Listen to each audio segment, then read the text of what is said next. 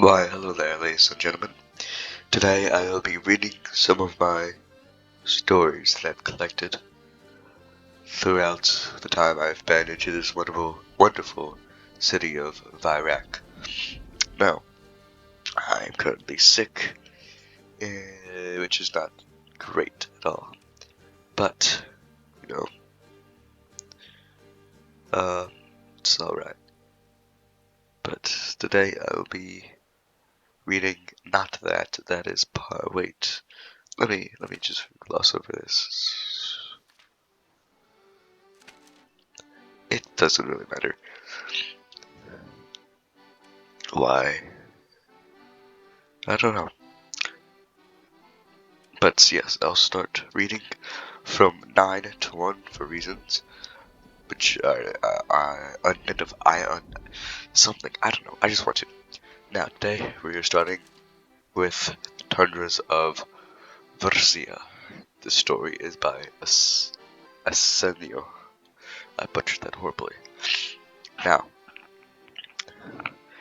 there I was in the summer of 3017, a dreamer stranded at sea, floating endlessly across the waves, hoping I would see the land upon the horizon. Several weeks have passed since my transport hit the water. Myself being the only survivor, my food and water supply has just ran out and my hope of rescue to serve my emperor again has diminished. I take one last look at the stars as I close my eyes and I dream of a better life. A life where I could continue to fight. I quickly awoke to the sound of a cannon shell crashing nearby. I am startled to hear a gun and laser fire. In the distance, I realize I am near the shores we set out to assault. I desperately make my way towards the battlefield. And I come ashore, I can make out orders being barked, men being shot, the temperatures below freezing, the stench of blood is high, the ground is white, and then I realize I've arrived at the trenches of Varcia. Excuse me when I sniffle and snuffle. Pardon me. Where were we? My eyes remain blurry due to my dehydration and exhaustion from not consuming any food or liquid in days. Yet I notice a hand that's reaching out to me. I look up to the soldier, making the gesture and realize it is no ordinary soldier. It is none other than General Huntek, assisting me on returning to the battlefield. Pardon me.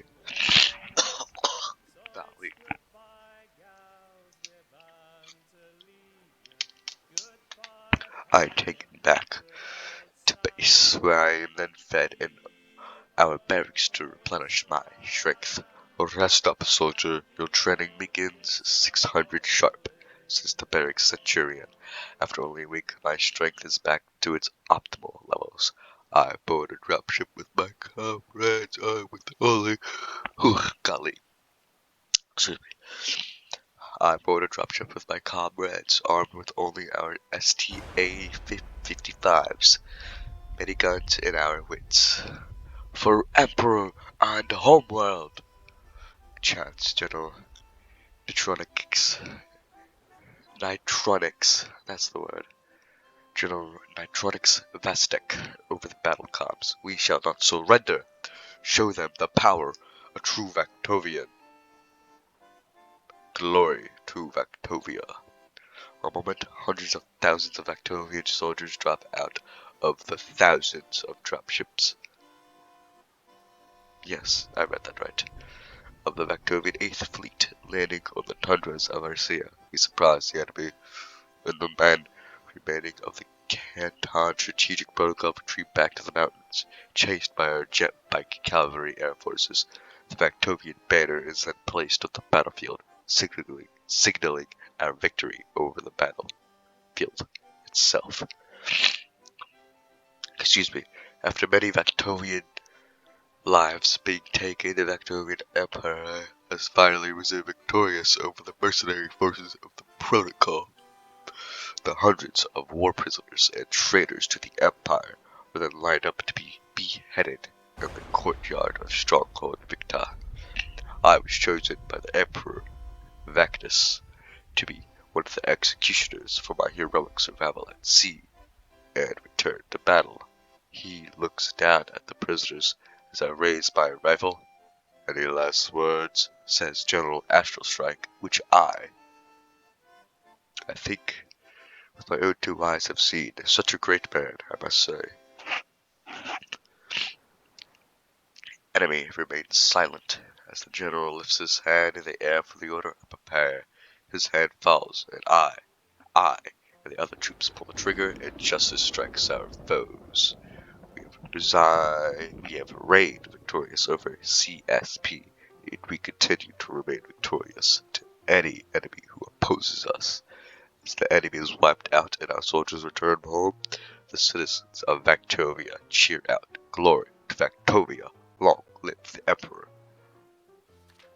Alright, that's the Tundras of Varcia done. Let's go on. Pardon me. Let's go on to the Fall of Litisian. Pardon me.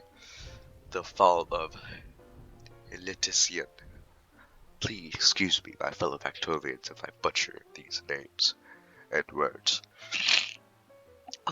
Listian of old, a thriving and prosperous civilization, the likes of which you will rarely find on any world today.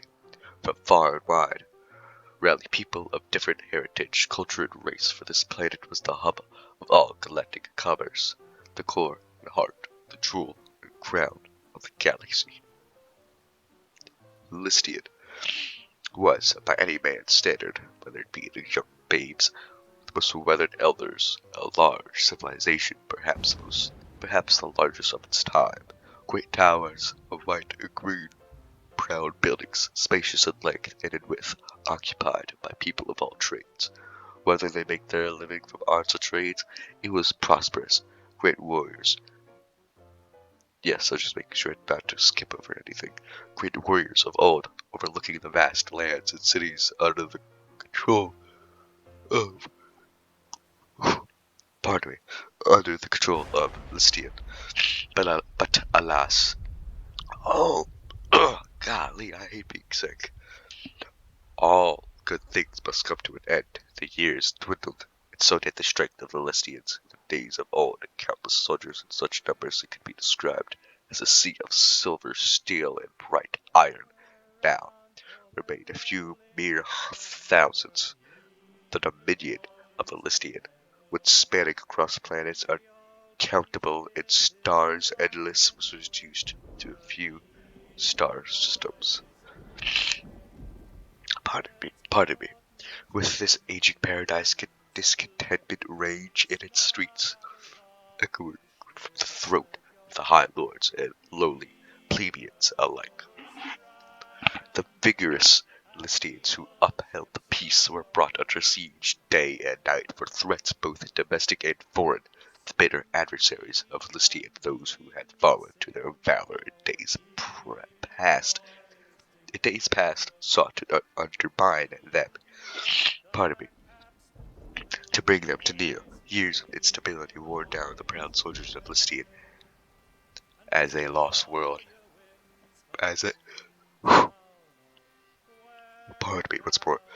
Years of instability wore down the proud soldiers of Listian as they lost world after world, but they preserved the valor of the captains spearheading the purge of the insurgent raiders. One night,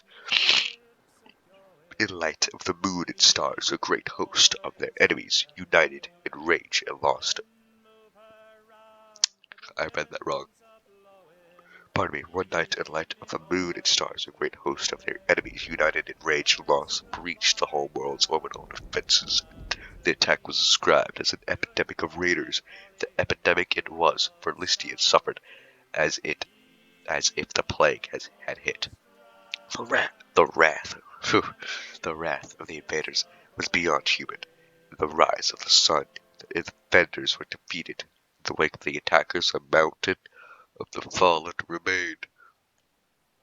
Their cities were razed to the ground, their lands scorched, and their monuments toppled, by revealing its majesties to envious eyes. Litisian had brought destruction upon itself. Never again to grace the stars with its beauty. Never again will its bright banners be seen, adorning its towers to starships, or embedded in the chest plates of its soldiers. Never again shall their splendor be known, or their works enjoyed for all that remains. Now is the tale of the fall of Litisian. Side note, anytime, as in the first sentence of the last paragraph on the second page, it says, by revealing its majesty to envious eyes. I presume in this case it's referring to the emperor, but you know, different context. I don't know whether this story by Valaxon, Valaxon. That's the word, probably. I hope so. By revealing its majesties, or by revealing its majesty to envious eyes, by revealing its emperors. I don't know, but most of the time, when referring to the majesty, it refers to the emperor. Second page? No, but that's the story itself. Streets of Vyyrahk. Oop, nope. Streets of Vyyrahk, story by Exocamp. Vectev M. Voske looked up. Voske, pardon me. Looked up at the avenue in front of him. He was no stranger, and bore no foreignness to its intersections around. Pardon me. With his pace brisk, his eyes attentive, bearing an old gaze of familiarity and warmth, he continued downwards. His destination. Pardon me, let me continue. He continued down towards his destination. Down he went again, down the old cold streets of Vyyrahk. Along his path he dragged his eyes upon a 4-man patrol of Vaktovian soldiers opposite him.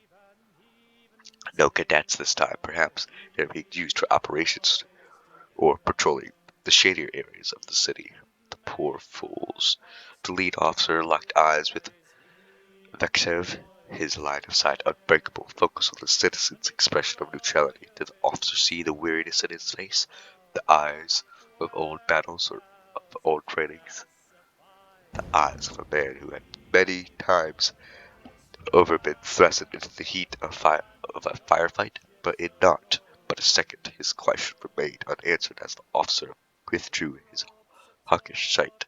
Trained, precise, disciplined, each of them had business, and could not stop to reminisce about the topics at hand that would be discussed. Pardon me.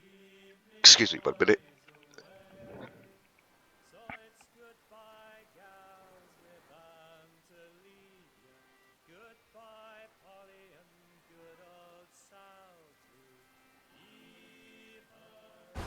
Alright, I am back with the crack of thunder.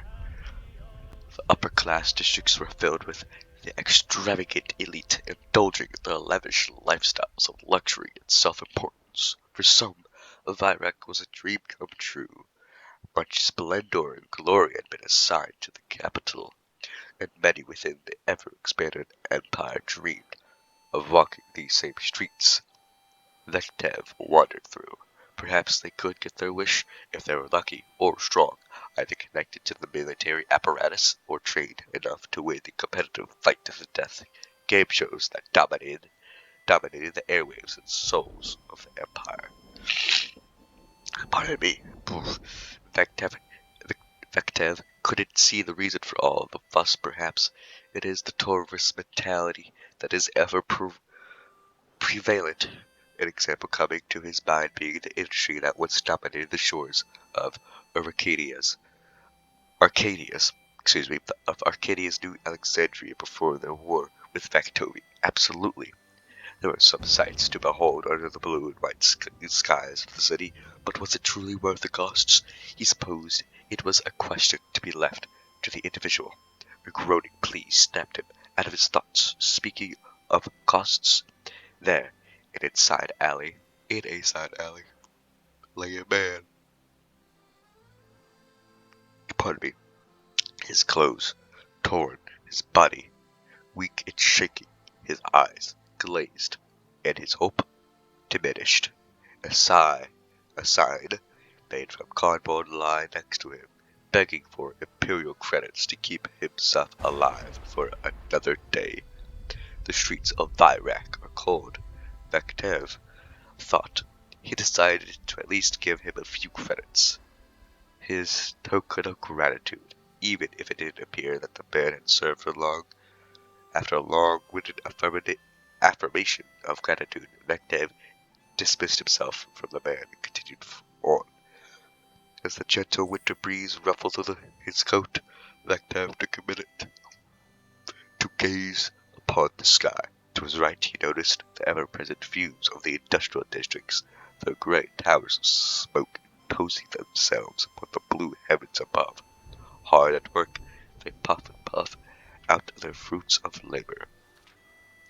When he turned to look around, he caught his sight of the imperial palace on Mount Strevis, home of the ever-powerful emperor. The magnificence of its silhouette alone continues to astound him.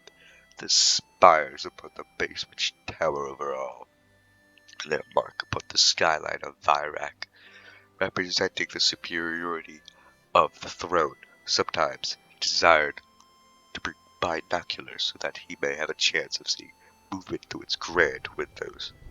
After he had finished admiring the imperial palace, he realized that the evening had snuck up on him, I should say. His destination awaited him, and haste must be applied. Forgive me. As he continued on his brisk walk, Vakhtev continued to wonder, to think, to re-walk the same paths he had before. Yet, despite the repetition, it never became tiresome. Vyyrahk is not a city known for the height of its skyscrapers or the vast population of its people. It is known for its beating heart, the strength and passion of its people.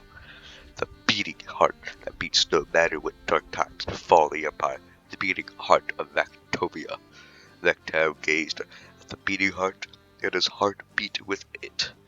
A heartland of the extraordinary Empire, a home for the worthy. None shall ever compare it to any other territory Vaktovia has ever conquered.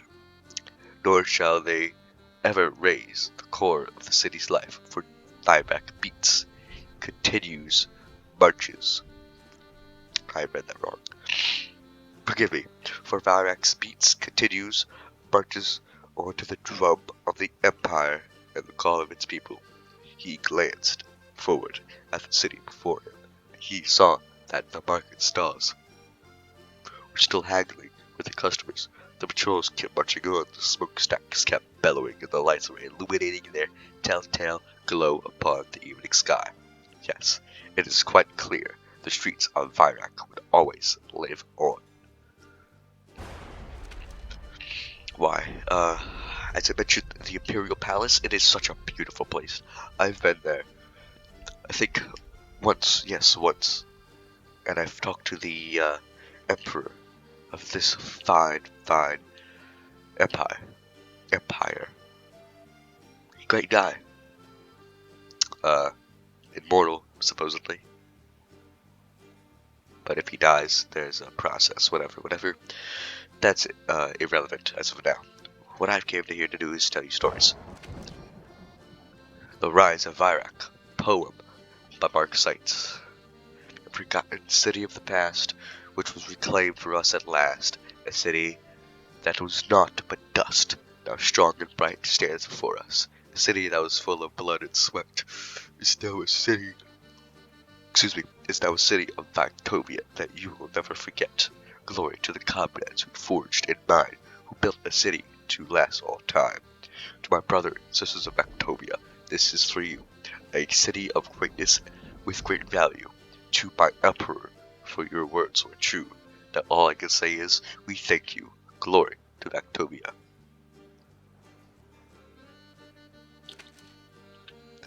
The Lost War.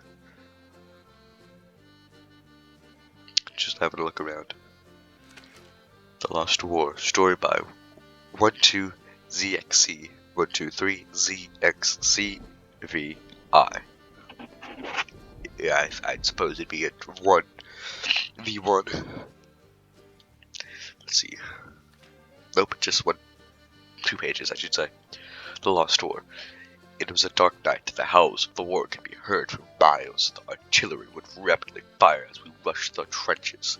I could hear the shells fall onto the ground, smelling the burning plasma from the laser guns. Pardon me. Excuse me.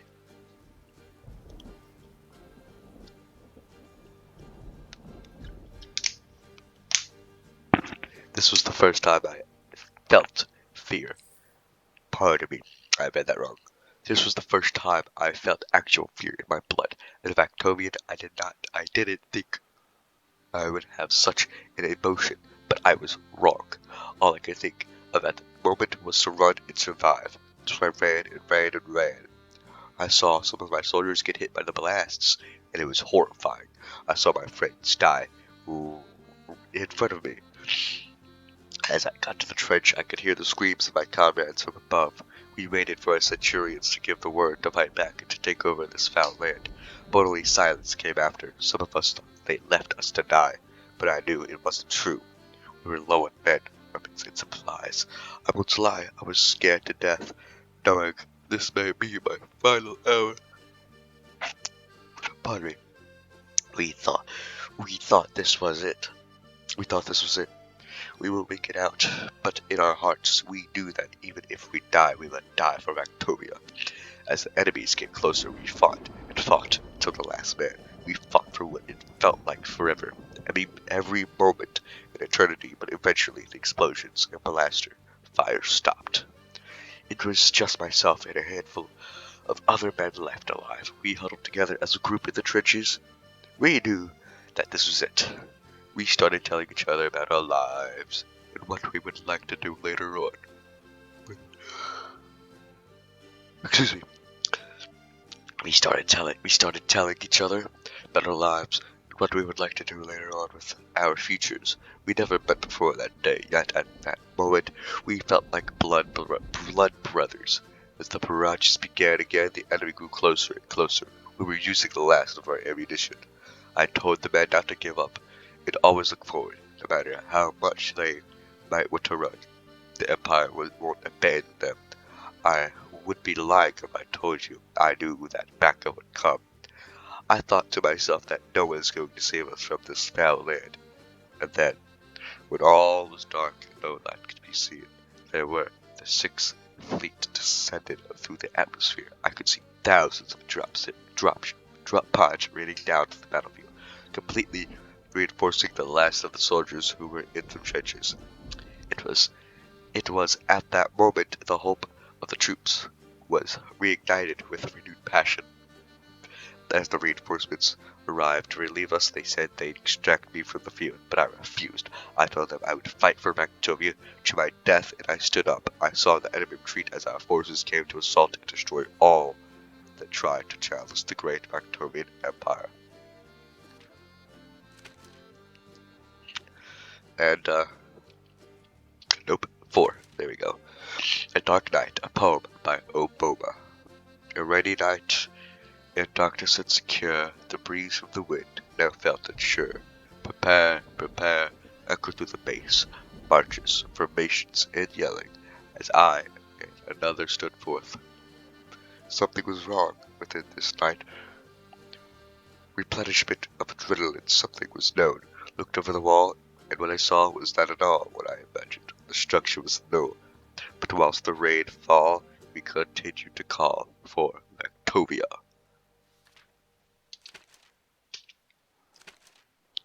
Voices Against the Empire, a story by Shintei. Shintei. Forgive me. Imagine if these people, these poor misguided souls that are fighting against the greatness of the Vaktovian Empire had not been brainwashed like sheep by the soft and delicate voices of traitorous agitators. The voices that have turned many against us, turned our own soldiers, our friends, into enemies of the Empire. They listened because they were promised land, riches, and more glory than they could ever hope for. I have to always remember this in the fields of blood, and many of these have once been someone I considered to one of us, even friends, had they only been able to see the lies, the tempting lies these delicate voices are spreading around, poisoning the minds of our citizens. The actions of our emperor have always been, the actions of our emperor have always been for the betterment of the empire, for so it has been since. For so it has been since he founded our great nation. These whispers of lies that spread misinformation about our empire, even our emperor, the noxious lies have always been there and have always turned out to be falsehoods, ploys to gain power and subvert the unity of Vaktovia. Had these voices only been able to see the beautiful plains, mountains, oceans, and great cities that we have in our empire, instead of the war-torn ruins of planets that they have caused havoc on, maybe then they would understand what we are fighting for and have been striving towards for generations: Vaktovian peace, of honor, bravery, loyalty, and supremacy. Glory to Vaktovia, the great uniter of galaxies. Now, that'll be it for today's, actually,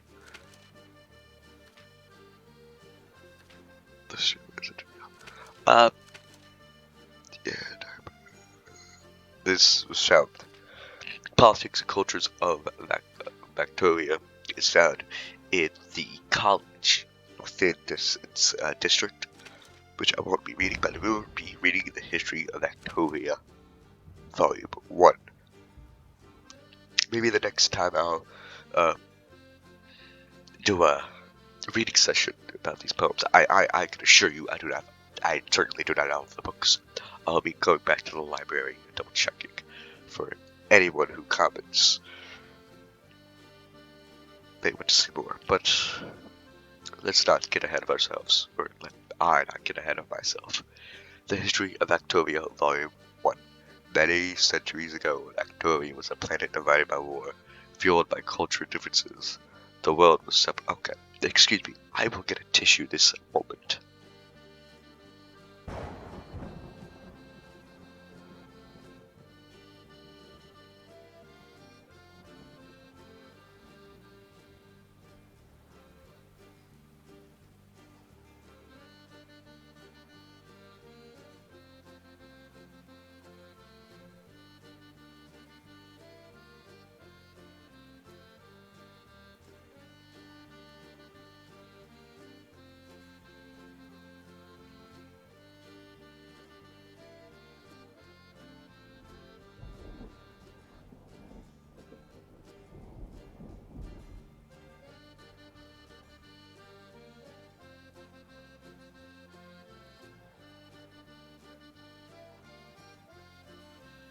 Alright, I am back. Please pardon me for that interruption.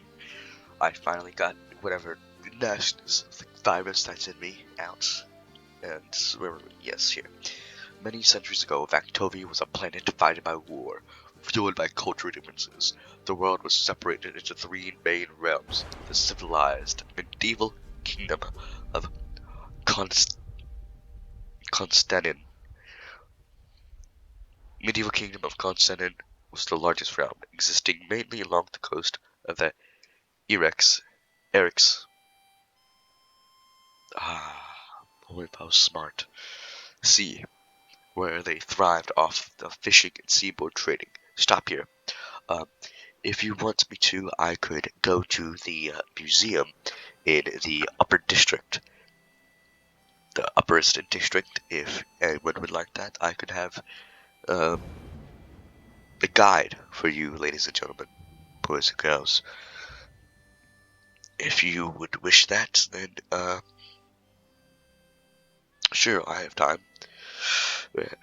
Then there were the strict warrior people of the Dioclys state, I could never speak, whose territory was focused in the dense and treacherous outland jungles such as Kazadan, where their mastery of the terrain and overall combat prowess made them effectively untouchable to attackers. Finally, there were the nomadic Takan tribes made up of many clans of varying sizes, some traveling through the desert wastelands in the south, while others dotted throughout the mountainous Arctic.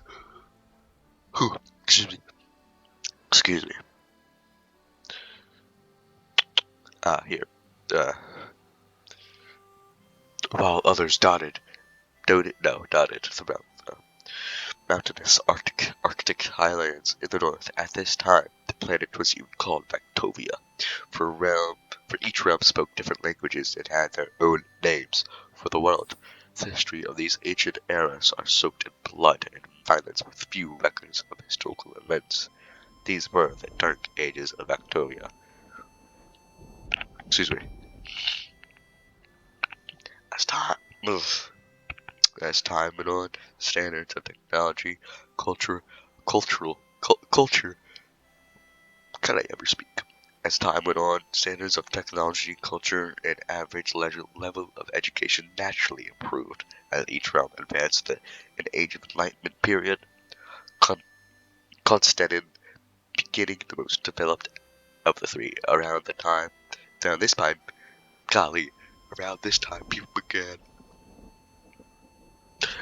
time, people began to think much more about their well-being and grew ever more restless at the constant warring and poor standards of living. A result of the three realms refusing to set aside their differences to stop fighting. When knowledge was scarce and people led simple lives as peasants, it was easy not to notice the question, but with faster means of transport, information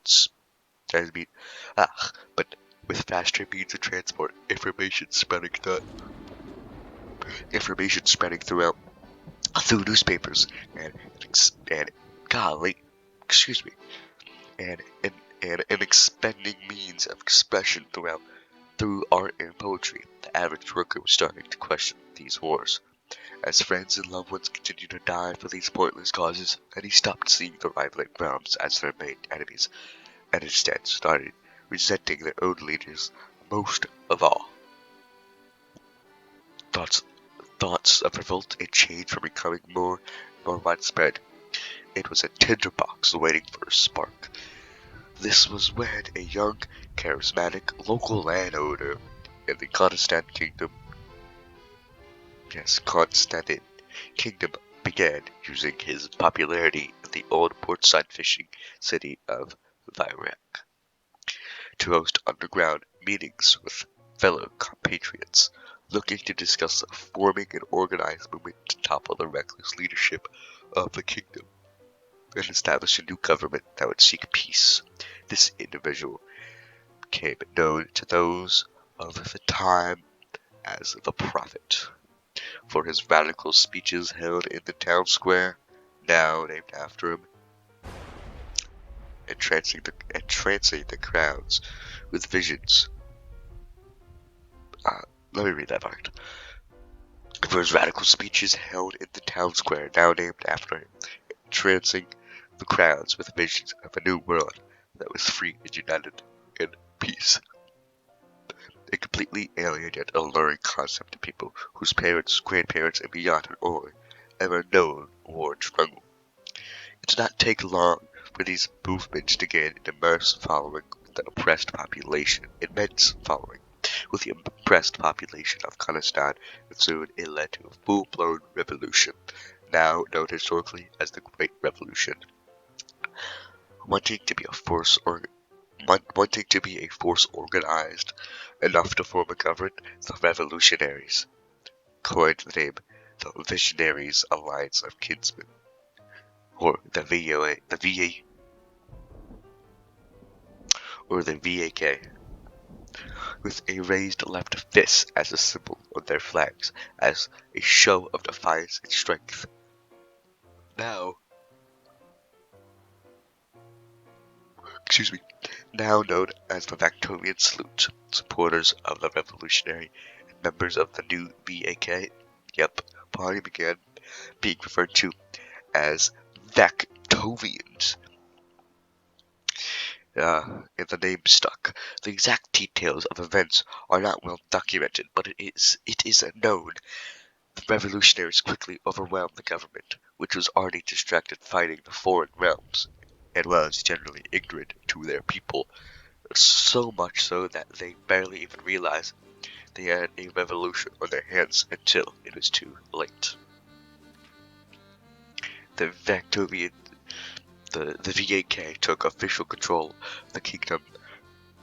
No, the Visionaries Alliance kinsmen took official control of the kingdom of Constantine, and immediately began requesting peace talks with the other two realms. Sadly, these talks would be doomed to fail, as the other realms were too far caught in their own ways to consider peace. They were too untrusting and too prideful to negotiate with the Visionary Alliance of kinsmen. This needless defiance infuriated many in the populations of the realms, pushing them forward toward rebellious sentiments of their own. Several pockets of resistance formed across the lands, gradually growing. Pardon me. Recruiting even more free-thinking individuals to the cause of peace. None of the three realms had ever truly tapped into the power of patriotism and unity over hate and rivalry.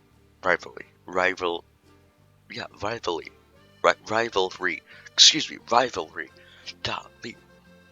They always had been raised seeing it as us versus them. If we're okay, us versus them, to hate the other realms like they were a different species. It had gone on so long that the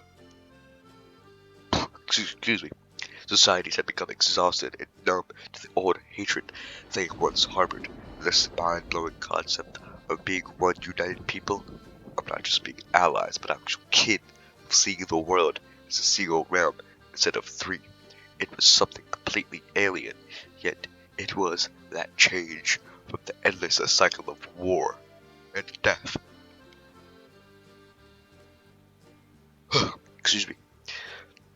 Yet it was that change from the endless cycle of war and death that people truly desired. They came to believe their governments were not capable of merely considering a future without war. It was their first taste of what it felt like to share a common notion with those beyond their realm. It made them think that they might actually be the same race of people after all, that killing each other was not truly a necessary part of life, that there indeed was hope for united world peace. Alright, that is my 30 minutes of fame. Goodbye everybody, I will not be reading this until further notice. Very well, to you all, and use this information. I don't know how to end this. Just have a nice day, and may you be blessed. Bye-bye. First, yeah. There you go. Bye-bye.